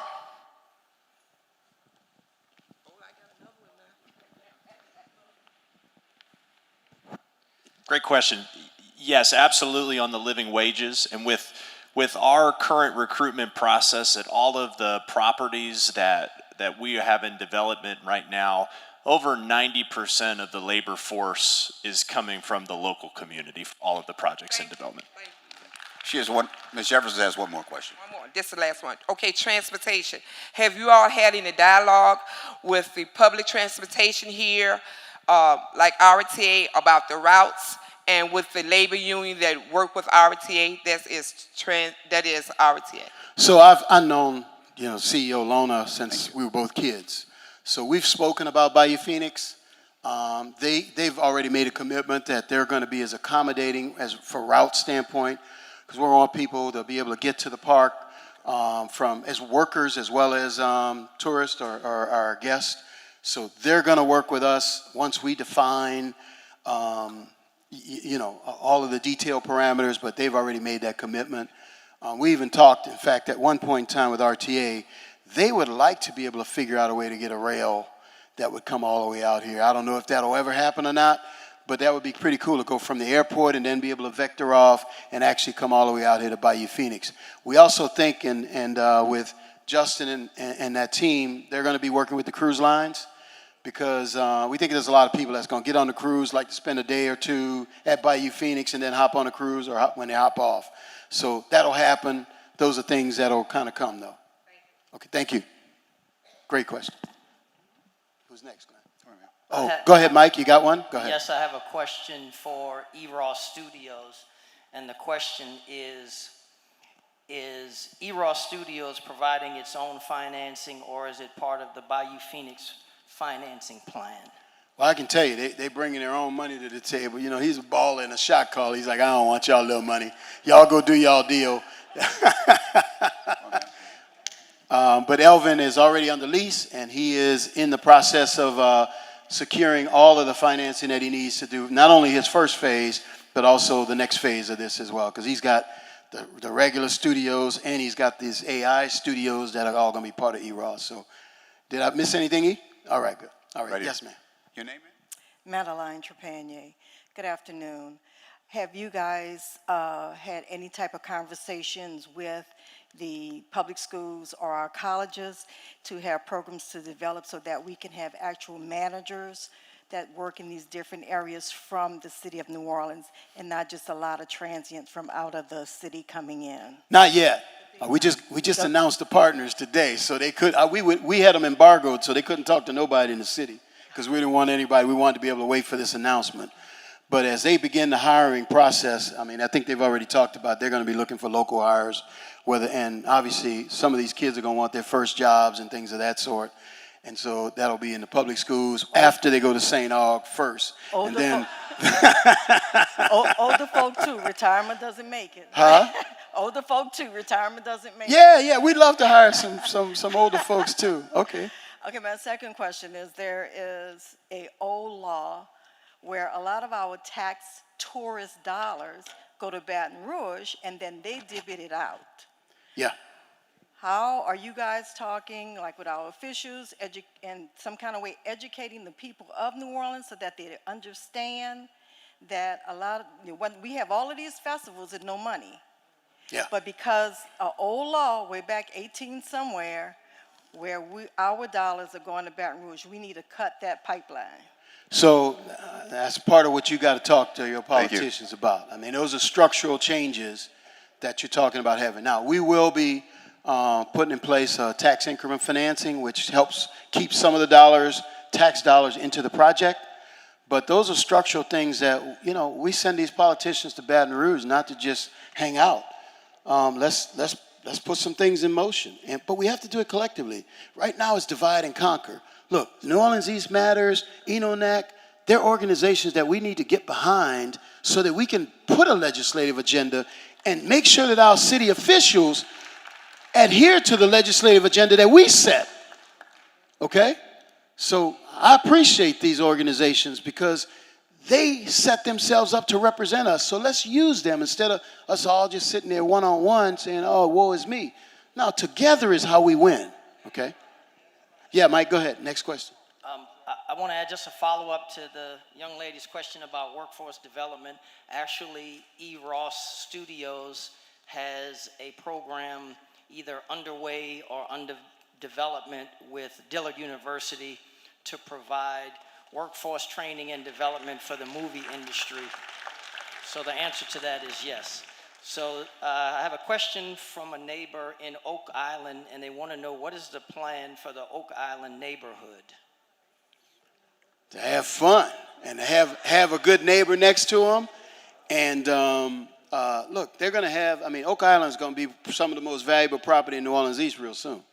Why? Because you're going to have Bayou Phoenix right next to you, and it's going to be a tremendous amenity for shopping, for all of the different things. So, I mean, I would just tell you, hold on to that property, you know what I mean, if I were you. But I'm not giving y'all real estate advice, but it's going to be exciting living next to this facility, in my opinion. And I'm right across the road from you, and mine ain't going nowhere. Okay. Hey! Introduce yourself. Who are you? I live in Lake Willow. Okay. From the lower ninth ward. Before I leave, and we want to thank all of the officials. Want to thank you guys. Well, congratulations to Henry Consulting. I saw the documentary where you're one of the fastest growing businesses in America with a footprint in multiple states, and his headquarters here. So we applaud you for that. Appreciate that. E. Ross, and we shouldn't hate on people here who are successful. We should try to make sure that they're most successful. E. Ross Studios, Alvin Ross is a blessing. He's our Tyler Perry. Tyler doesn't live here. He does. That's we need right. to make sure he's successful. Just a little education.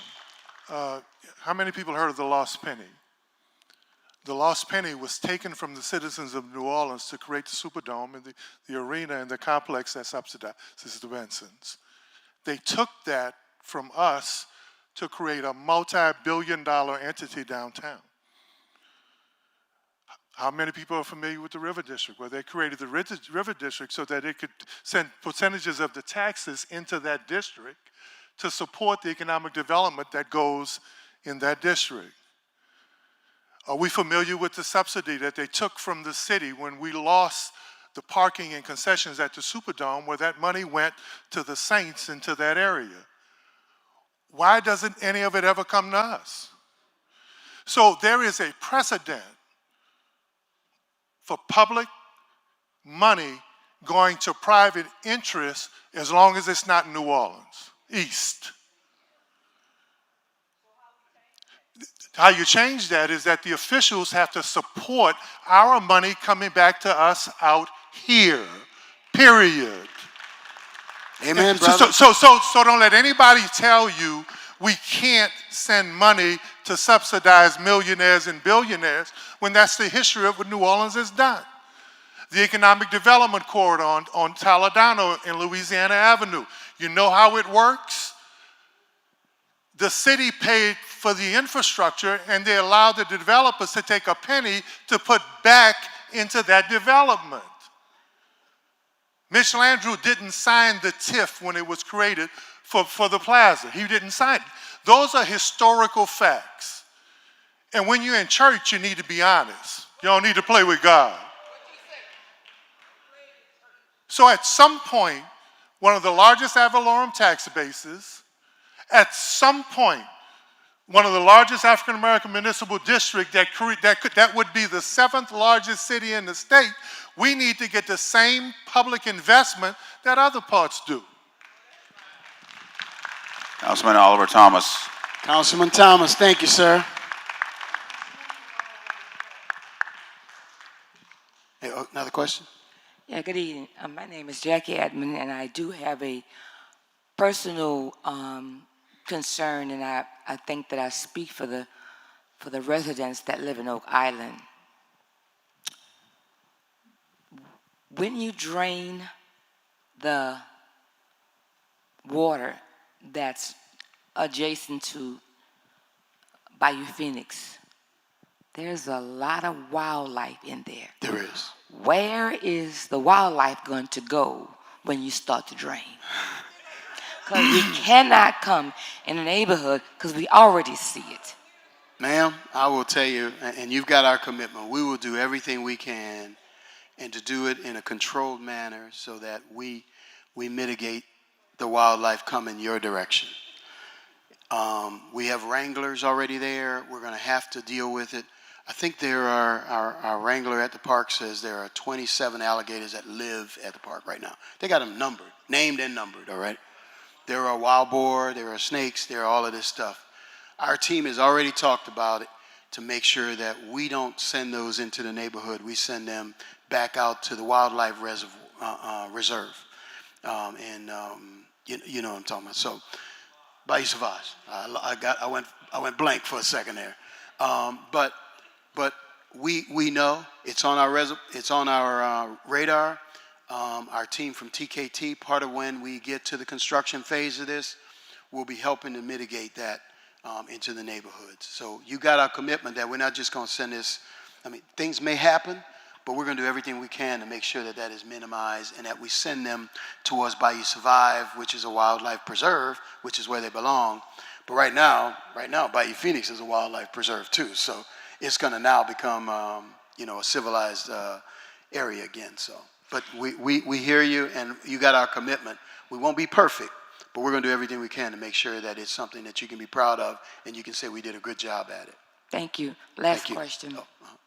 I really appreciate this wonderful presentation, but this is about my personal second time sitting here with a presentation of this nature.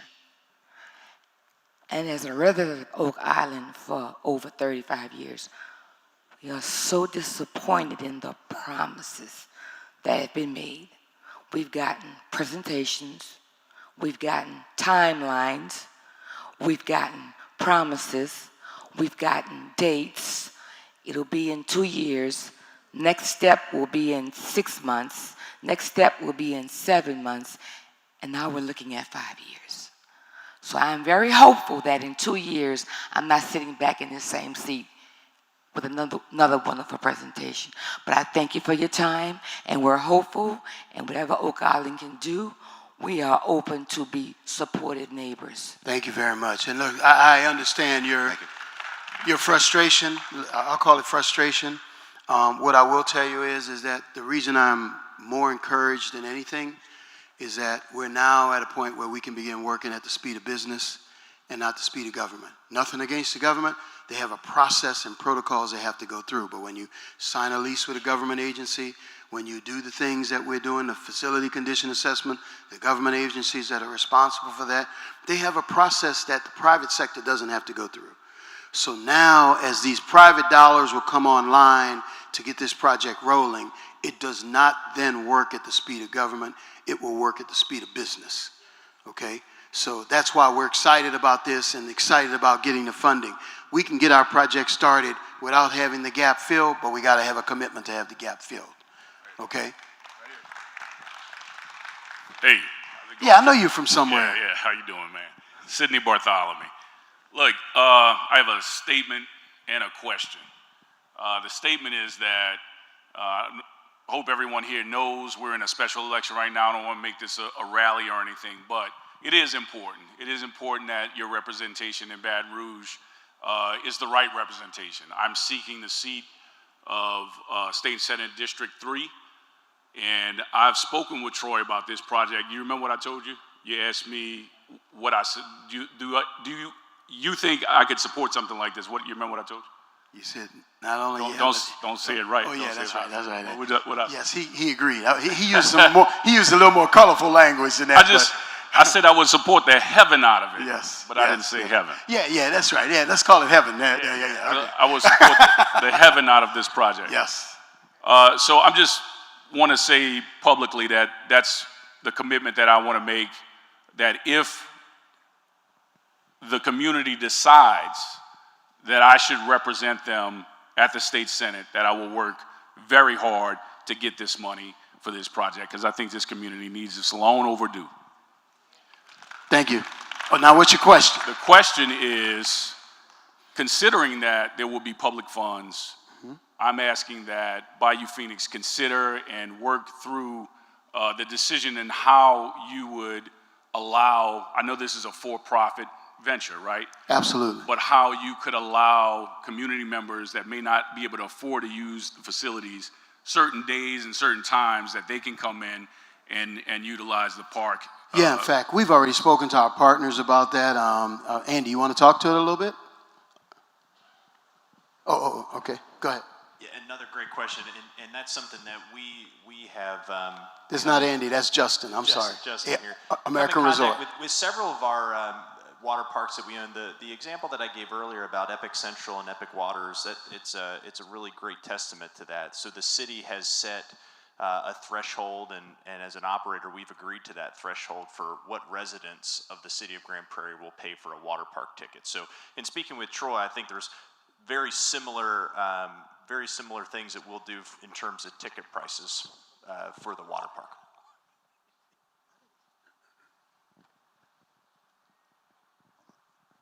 Yeah, Troy, I also wanted to say in terms of community, what we have developed or in the process of developing is almost reverse engineering with the Legacy League. So in minor league baseball, you're pushing players up to the major leagues. And what we've been able to do is take players that have already been successful Hall of Famers like Tracy McGrady, Andrew Jones, who's been inducted into the Hall of Fame, will be initiated in just a few months, the Major League Baseball Hall of Fame, Ralph Garr, Marquise Grissom. Those guys are now owners of their own teams in the Legacy League. The Legacy League is a compilation of high school students that have exhibited success on the field and off the field. It also consists of collegiate players.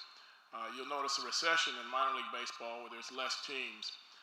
There's also very few minority owners, and the percentage of African Americans in Major League Baseball is at a very slow pace.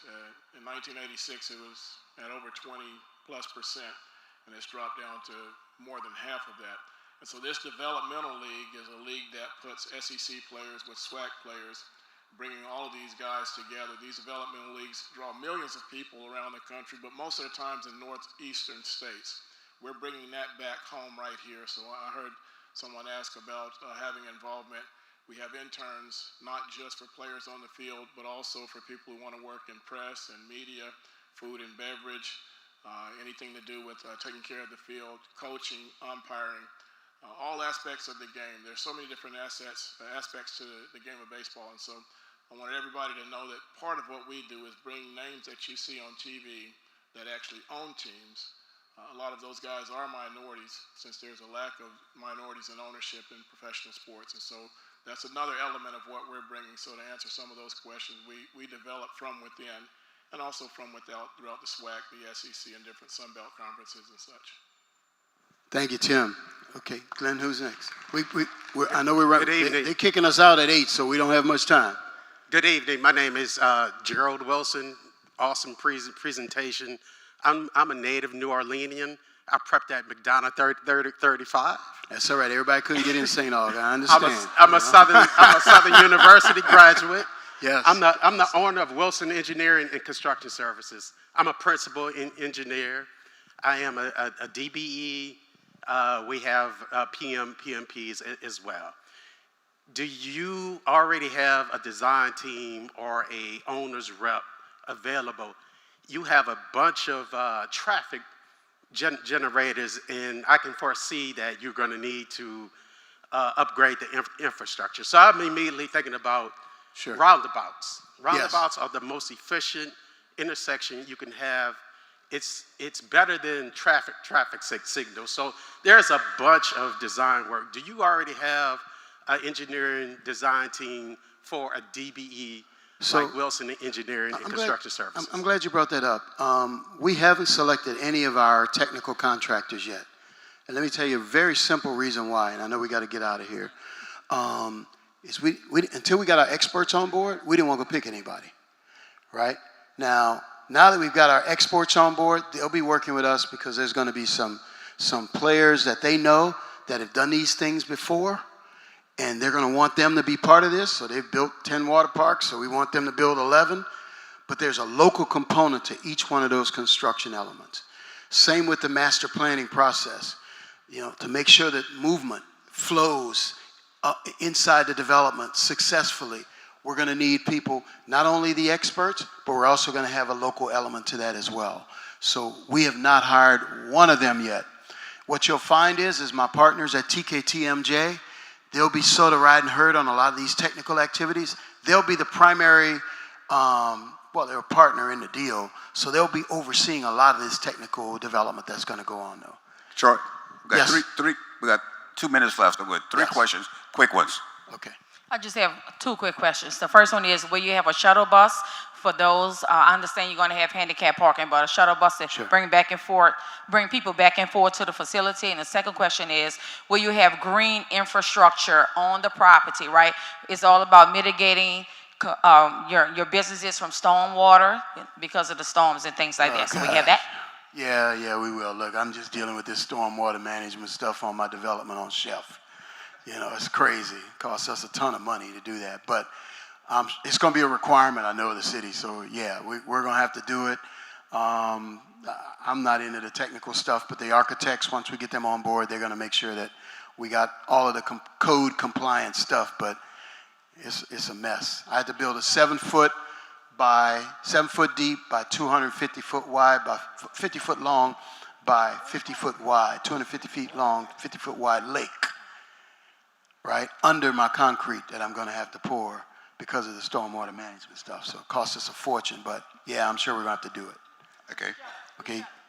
Oh, the shuttle. We'll have ways and means to get from venue to venue, whether it's shuttles, whatever. Yes, we know that there's going to be people old like me and with young kids that's going to need a way to get around the venue. So, yeah. Good evening. Good evening, District 100. Good evening. That's even better. Troy, let me first say thank you. Let me make sure this mic is working right. Yeah, we hear you. But guys, listen, we deserve this project. I'm going to say that simply again. New Orleans East, we deserve this project. Let me share a little history with you guys that you'll know about.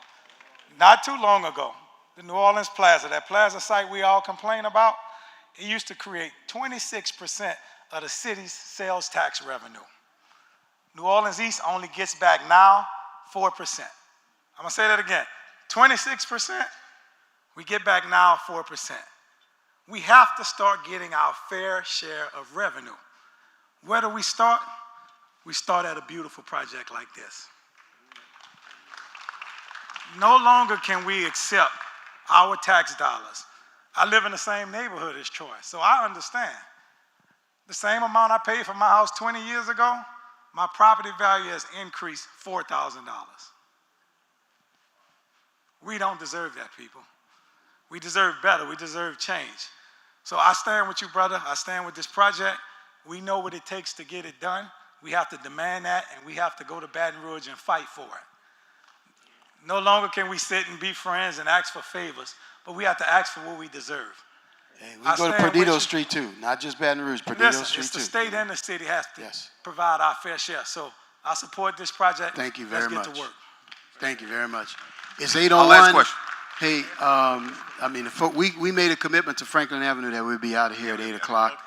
I don't want to break our commitment, you know. But for you media types, our partners are going to be available for you to chat with them. Also, any of you guys you want to talk to some of our partners, they're here to help you get a better feeling for everything. But they're gonna start turning off lights. Justin with Franklin Avenue gonna start flashing and turning off lights soon. So thank y'all for coming out. God bless y'all, and let's make this happen.